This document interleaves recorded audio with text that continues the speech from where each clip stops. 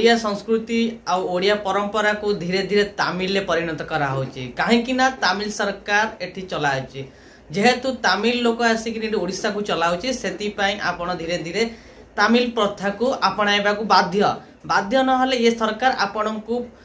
को बाटे भी हेले भी आपण को देखाउची जे एईटा तमिल कल्चर आपण व्यवहार करंतु जेमिति कि दिने दुई दिन तळे आपण देखिथिबे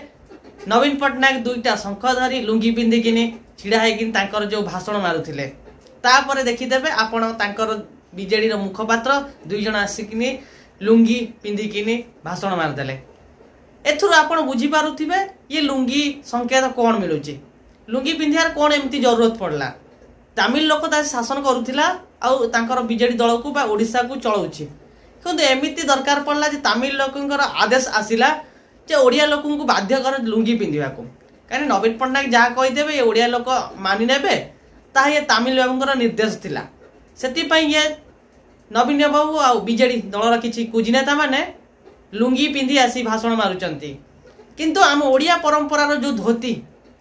ताकू भूली जाई ये लुंगी परिधान करूचंती काहेकि ना एठी तमिलकर आदेश अछि ए तमिल बाबूंकर आदेश रे ये ओडिशा चालुची आ बीजेडी चालुची तो सेही उद्देश्य रे एमाले लुंगी रो परिधान करी परिवेषण करुचन जे आमे लुंगी पिंधुचु आमे तमिल को फॉलो करूचु आमे तमिल